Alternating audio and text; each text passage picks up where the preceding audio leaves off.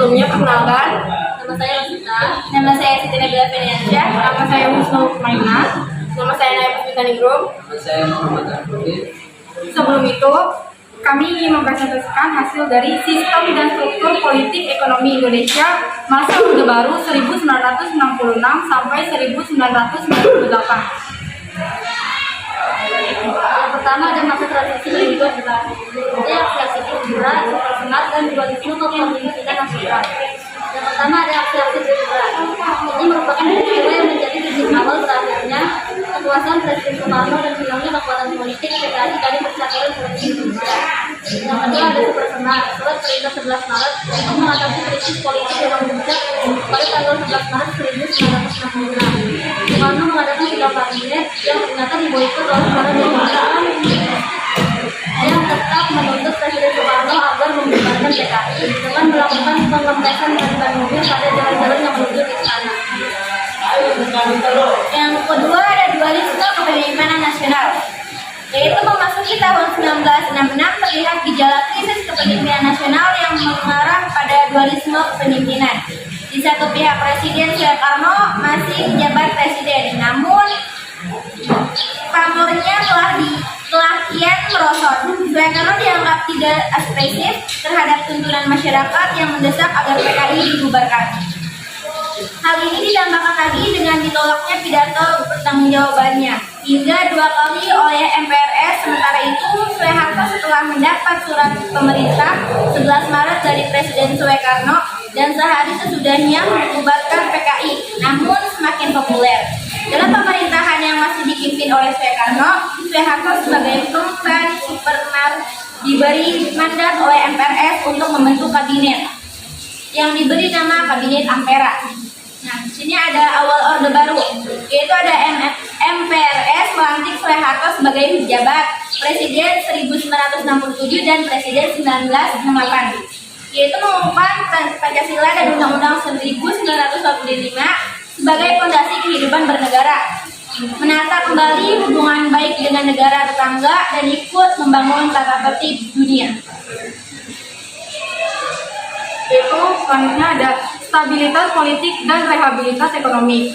Terbentuknya pemerintah Orde Baru yang diawali dengan keputusan sidang istimewa MPRS tanggal 12 Maret 1967 yang menetapkan Jenderal Soeharto sebagai pejabat presiden.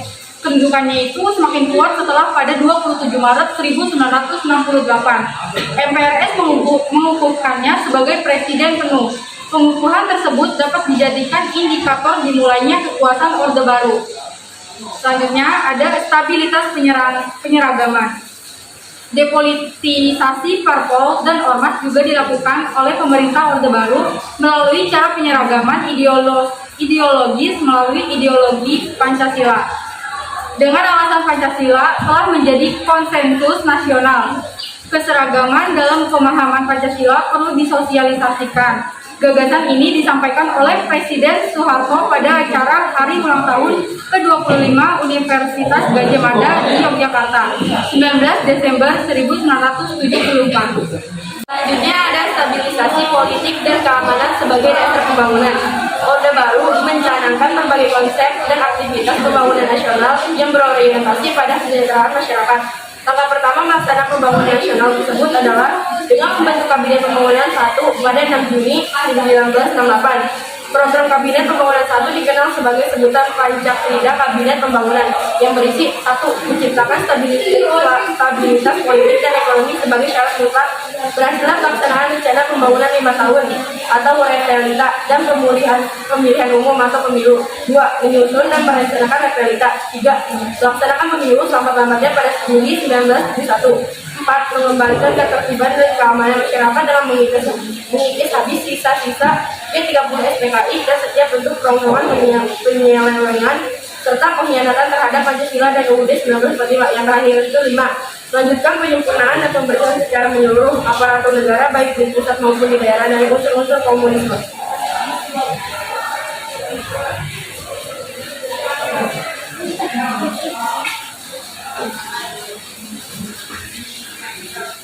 Penerapan duifungsi. Konsep duifungsi ABRI sendiri dipahami sebagai jiwa, tekad, dan semangat pengabdian APRI untuk bersama-sama dengan kekuatan perjuangan lainnya memikul tugas dan tanggung jawab perjuangan bangsa Indonesia baik di bidang hankam negara maupun di bidang kesejahteraan bangsa dalam rangka penciptaan tujuan nasional berdasarkan Pancasila dan Undang-Undang Dasar 1945.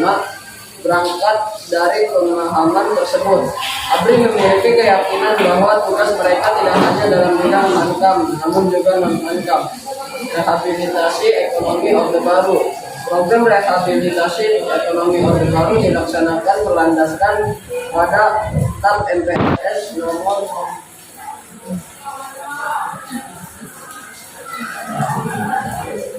1966 yang isinya antara lain mengharuskan diutamakannya masalah perbaikan ekonomi rakyat di atas segala soal-soal nasional yang lain, termasuk soal-soal politik.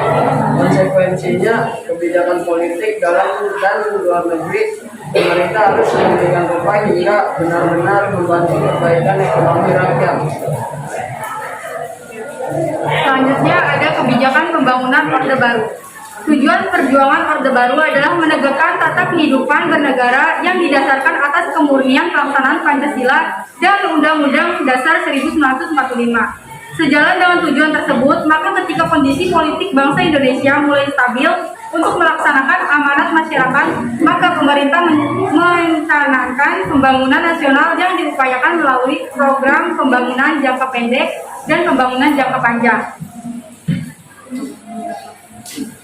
Nah, juga ada pembangunan jangka pendek dirancang melalui pembangunan 5 tahun atau PELITA yang di dalamnya memiliki misi pembangunan dalam rangka mencapai tingkat kesejahteraan bangsa Indonesia.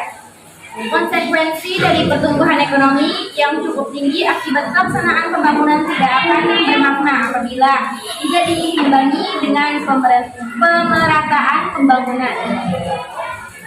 Selanjutnya ada integrasi Timur-Timur. Integrasi Timur-Timur itu ke dalam wilayah Indonesia tidak terlepas dari situasi politik internasional saat itu, yaitu Perang Dingin di mana konstelasi geopolitik kawasan Asia Tenggara saat itu terjadi perebutan pengaruh dua blok yang sedang bersaing, yaitu blok Barat, Amerika Serikat, dan blok Timur, Uni Soviet.